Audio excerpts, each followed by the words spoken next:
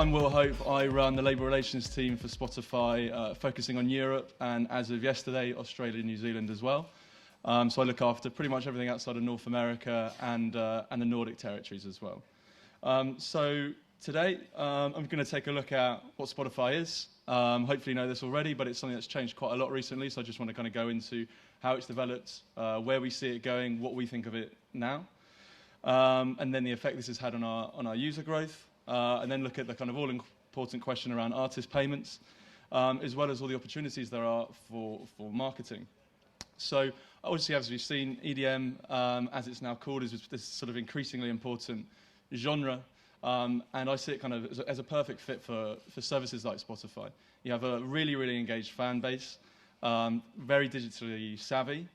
And as we've seen from some of the talks so far, it's not always crossing over to the mainstream exactly. So where you might be lacking traditional radio support or more traditional kind of promotional media, Spotify gives you the ability to do it yourself, kind of in a similar way to Twitter, really. You can build your audience, you can influence what they're listening to, and start generating, your own modern version of a radio station. So we're going to take a look at that, and have some really interesting opportunities there.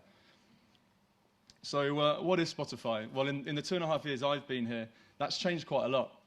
It probably started out as a kind of iTunes in the cloud, really, and it's gone from there from a kind of just access music to something completely different. It's now more of, if we keep the Apple comparison, it's more of an iOS these days, where we like to see ourselves as the complete music management platform. So you've got choice, you've got mobility, it's consistent across multiple devices, and then it's tapping into people's passion. That's sharing music, it's discovering music, and it's curating.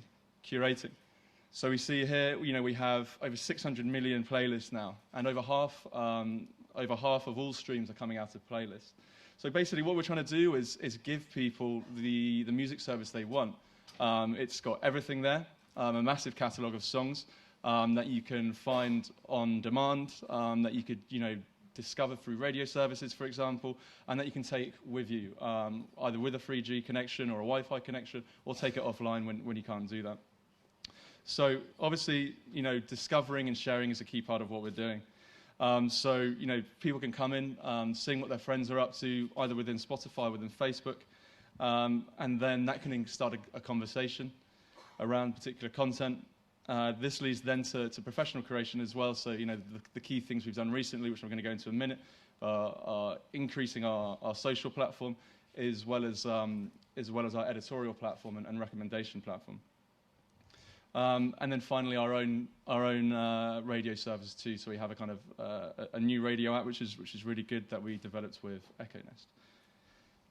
So over the last year and this year in particular, we've been pretty busy. We've announced all sorts of product updates. We've launched a whole bunch of territories, as well as announcing some new commercial partnerships as well. So first things first, let's take a look at where we're at now. So this is our expansion across the globe since 2008. Launched in just 7 territories in Europe, and since then have spread to the US, and spread throughout Europe as well. And as I mentioned, as of yesterday, Australia and New Zealand as well. So that's been a key thing, and we'll be rolling out more territories as we go on. Spotify's mantra is really kind of music everywhere, and that's really what we're trying to do. You can see that in the product development that I'm going to show you now, as well as our territorial expansion. So the first thing we're going to look at is our social integration with Facebook. We like Twitter too, but we have a neater integration there. So it's, as hopefully you'll be aware, it's a very deep integration into what's the world's biggest social network. Everything you're listening to starts going into news feeds. You can play from within Facebook, and that will gear up Spotify in the background. Real-time listening goes through the ticker. That applies to both Facebook and Spotify. And now we have kind of integration within artist pages too. So you can go to the Foster the People page, for example, see who's been listening to their content out of your group of friends, and again, discover new content, press play directly from them, and it's a completely seamless interaction. And then on top of that, we now form part of the music dashboard as well. But hopefully you've all seen this stuff. So another really key thing for us is the platform. So these are the Spotify applications that we launched at the end of last year. So this was done originally, really, we're often being asked for more editorial offerings, for people to discover more music. We didn't really want to do that ourselves. We wanted to open it up to the people that do that best. Some people might be interested in what I'm listening to or what the team's listening to, but they'd be far more interested in taking recommendations from Pitchfork, from The Guardian in the UK, from Rolling Stone, from various other editorial partners we have. And so we have, we've been using this first to push editorial, but where we go from here is the sky's the limit, really. I mean, there's a number of opportunities we can use this for, particularly when it comes to artists, and particularly when it comes to genres as well. What we've noticed recently is the effect of a good app. So you have an app like Classify, which is a classical music app. And the reason I'm talking about that here at more of an EDM event is because they've used that to kind of curate music and allow people to discover music they wouldn't have previously discovered. And they're seeing massive increase in sales now, not just kind of monetized streams within Spotify, but sales off Spotify and iTunes. So since they launched their app, they've seen a 50% increase in classical downloads on iTunes. So this really opens up a lot of opportunities to own a genre and really influence what people are listening to. So I think that's a kind of a direction we'll see that coming in from artists, from labels, or just from sort of compilation brands, for example. So throughout the rest of 2012, we've been keeping busy. As I mentioned, we launched a new radio service. You should check that out if you haven't. We've also introduced gapless playback. Now, this is obviously crucial for the EDM world. Before, you'd have a gap between moving on to the next song. Now you can go into your settings, change it over so that it plays completely through. And as we'll see later, we've had a few live albums now delivered to us, one from Armin van Buuren in Kiev, so you can listen to it as you would have done if you were actually at the event. A Spotify play button is also a key feature that we've launched this year. This effectively replicates the functionality you had, and we have had it in Facebook for a while, where people can press play and it will gear up Spotify in the background. Now you can spread this out across the web. If people aren't a Spotify user already, they can sign up really quickly, download the client, and then they'll be away. If you are a Spotify user already, it will immediately start playing. So this allows us to reach music across the web. And then, you can do it. You can integrate it into Tumblr, for example, or any kind of website, really. You can take the embed code, and you're good to go. So this is really interesting for music promotion, I think. Because there's always a bit of a trade-off between what people view as a good promotional opportunity and what people view as a good sales opportunity. With the Spotify play button, you have both. You have an ability to reach a large audience across multiple platforms on the web, and very few barriers to entry to listen to the music. At the same time, though, you're monetizing it and building up that user's catalog, influencing that user. And then if they're listening to that music, it's going to go onto Facebook as well, and their friends will see that within the Facebook community. So you can kind of kickstart a viral campaign around specific content whilst being paid for it at the same time. And then finally, we finally got around to doing our iPad app. So this was, we've been chased for this for a long time, and it's good to finally get it out there. But what does this mean, really? Well, for us, this means user growth, and specifically paid user growth. So now we're at over 3 million paying users and over 10 million active users as well. So this, we really feel that our freemium model is working. We're getting lots of people into the free service, away from piracy, away from other sites, and then through different things like free trials, that kind of stuff, exclusive content offerings, we're pushing them into the paid full service. And this is interesting because there's a certain organic effect on this.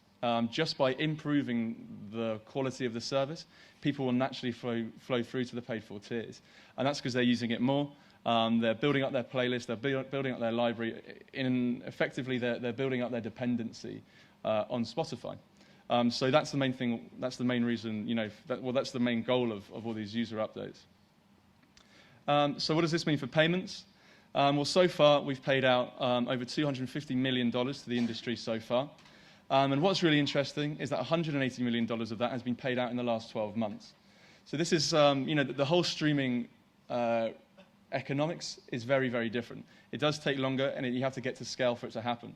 What we're noticing with Spotify is that we're finally getting to scale, and then we're starting to see the real revenues coming in. So, and this is the effect of getting lots of people into the paid for tiers, increasing our ad sales as well. And this is something we think we're doing really well at. Last year, we increased our paid-for user base by 200% year-on-year between 2010 to 2011, and we're continuing to grow this user base. So that's where premium's really key for our revenues, and that's what we're focusing on. However, without that free side, without that open entry point, we wouldn't be able to have the amount of users we have now. And if you compare us to other services that have been premium only, they tend to plateau, and very few have kind of broken 1 million users. Spotify's gone beyond that in a very, very quick time. So that's why it's so key. The real revenues, premium is extremely important for that. But yeah, the free service needs to be there, and the ad sales need to be there to maintain it as well. So when it comes to the actual payments, and this is the question we get asked a lot, this is quite a kind of simple version, really, of how it works. Money comes into Spotify, and actually 70% of it goes back out to the industry. So where does the money come from? Well, advertising revenue and subscription revenues as well. So we take that revenue, and 70% then goes to the rights holders. So we don't pay artists directly. We pay labels, collecting societies, publishers. And then you'll be paid, artists are then paid on that according to the deal they have with their publishers, with their labels. So in terms of us increasing our payments, as we grow, as we put more people into the premium service, the more revenue we're effectively taking into the company. As we do that, the more revenue we'll be sending out. So it's a very different economic model, whereas in the past you're very focused on unit-based economics. With streaming services, you're more concerned with how much you're monetizing your user base. So instead of, and this is one of the issues we have, and this is one of the things I often find myself trying to clarify, and it's not easy.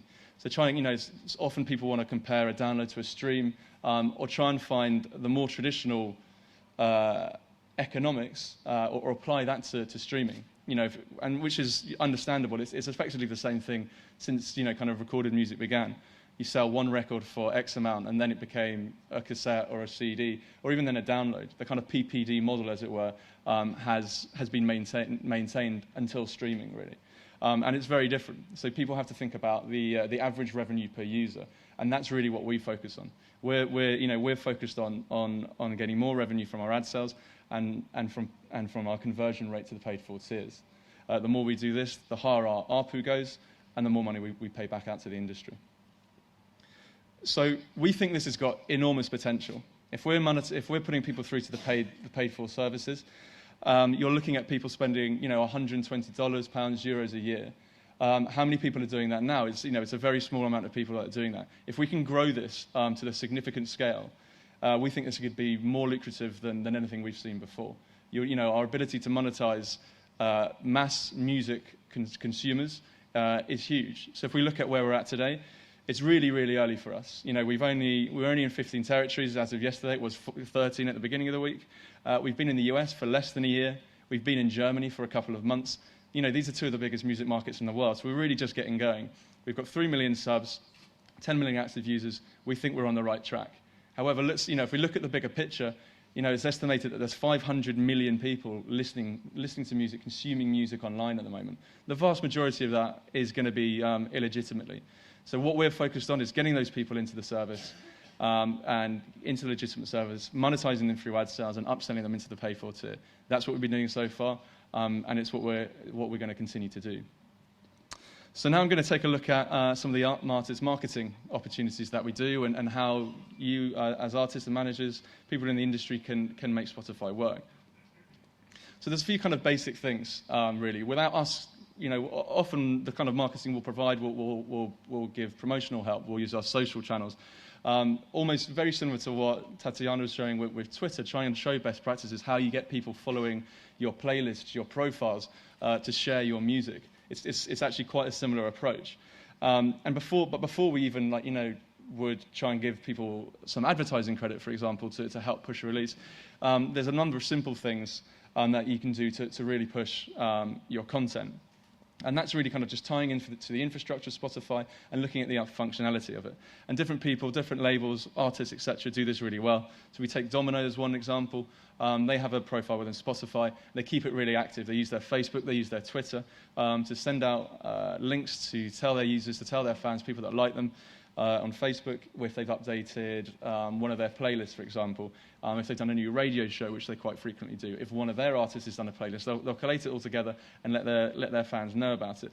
So this is totally free. Anyone can do this, and it's all about gaining a user base. And once you start doing this, you get to the stage where you almost have your own radio channel. And this is what we're seeing in the Nordics, where labels and artists have been a bit more sophisticated about this, just because we've been bigger there, Swedish company. And there you have, some of the majors and some of the compilation brands out there have developed playlists that have over 100,000 subscribers. In Sweden, that's the size of a major radio station.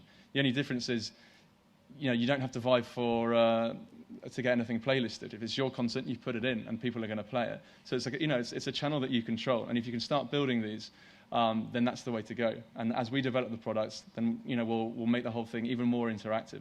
So for DJs in particular and producers, you're gigging all the time. This is an opportunity to have a constant communication, albeit indirectly, with your fans, with your users. Just by, if they've just done a show the night before, they could go on, make a playlist of what they played and send it out that way. It's just a good way to maintain communication. If it's your content as well, then it's a great way to keep the streams going, to drive your market share and drive your revenues. And then there's other things, like what we've done with Armin van Buuren. He recorded a show, one of his sessions in Kiev. They recorded the whole thing, uploaded it into the service, and then we've given it some promotion too. So it's just a nice thing to do. I think one of the advantages with EDM, there's so much more activity you can do when you're between releases. And Spotify, in comparison to more traditional retailers, offers a very different experience in terms of prolonging that release cycle. You can go from pre-release through to the release and keep updating people. When you don't have the limitations, perhaps, of being in a studio or actually recording an album, it makes it far more dynamic and far quicker and a lot easier to stay in touch with your fans through Spotify. So I'm now going to look at Guetta. It's been a bit of a Guetta fest, so I'll continue on that theme. We did a really cool campaign shortly after we launched in the US, so this was our first kind of global campaign that we had done. And we offered out, and this was an interesting because they're really working closely with EMI. They made the most of our advertising assets. They made the most of how people are consuming music within Spotify, how they're interacting with David Guetta online through Facebook and Twitter. So we kind of housed the whole campaign in an advertising format we have that kind of takes over the whole client. So it's an HTML page. It's effectively a kind of simple website that you can maintain within Spotify. And then they added in really interesting content over the cycle of the campaign. So first, in the run-up to the release, we were doing a competition for people that people could enter within this page, and they won a trip out to Ibiza to see his final night of the season. Obviously, a really good competition. And then the album came. We had a track-by-track audio interview with him. We also had a video of that people could watch if they would rather watch it, and then use that kind of content to really push the album. And then as the album could have been starting to drop off, we came back with another competition as well for people to have a Q&A with David, so you could upload your questions, and then David would answer them. So it was a really good use of content, a really good use of interaction with the artist, knowing how his fan base works, knowing how into them they were, and just updating people. So streams went through the roof for this, and obviously, as we've seen already, sales did too. This was his first album that had over 50% digital sales, I believe, at least in the UK. And as we see, it was the number one selling single in the UK that Kevin mentioned before. So obviously, any concerns that they might have had about cannibalization or whether streaming was going to undermine the other commercial aspects, I think we can say isn't the case. And Spotify would have helped add to those sales and would have monetized further on top as well. So a final case study I'm going to look at is with one of our apps, which is called Sounddrop. So if you haven't used this, I'd really recommend it. It's kind of like an interactive jukebox. People can go in, you vote on the track you want to hear next, whilst you can talk to each other. So this is really, really interesting in general, I think, for electronic music. And it's no surprise that the first ones we're seeing, the artists and type of producers using it are EDM. Dubstep from the start has been one of the most popular rooms. And it's a really good way to get fans engaging directly with artists in a really cool, simple way that also promotes any new content you might have at the same time. So one thing we've got coming up is with Sebastian Ingrosso and Alesso, and they're going to do actually two different Sounddrop rooms. One will be from our office in Stockholm, They'll be chatting and playing their new music to users. And then they're going to do the same again a week later from Vegas. So all of this stuff is obviously backed up by Facebook. It becomes an event on Facebook, and you can use it to drive engagement with new fans, obviously kind of Swedish House Mafia fans, etc., and get them there. And as you can see, we also did one with Orbital. So you can see an advertising format there as well that we had running, just counting down the days and the time till they were going to be online. And this was really, really popular. It was one of the first ones we did, so we had 500 fans tops. Doesn't seem like a huge amount of people, but again, it was still very early in the life of Sounddrop. However, what's really noticeable is that those 500 fans going into that room, all listening to the same track at the same time, kickstarted 500,000 streams. So again, really good for revenue, really good for breaking the content and then obviously spreading that out through Facebook. And then one thing that Spotify takes very seriously as well is the data side of things. So this is just a snapshot of the kind of things we can look at. You can see the effects. You can see the value in the Guetta campaign. This show on the left, that just shows streams increasing. This is total streams across all territories.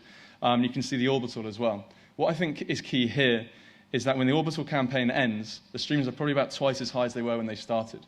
So it doesn't just go up and down again. It's a maintained increase. And this is the advantage, I think, to streaming. The album life cycle is that much longer. And once you build up these channels, the way to promote it is more in your hands. So it's a more democratic promotional process. And then this is, this kind of analytics is just the start, really. We provide an awful lot of data to labels and artists so they can work out who their fans are, where they are, who they're listening to as well. And it's very good market research for all things, if it's, strategy for releases to live events as well. So that's all from me. Thanks very much. I'll be around all afternoon, as well as a couple of others from Spotify.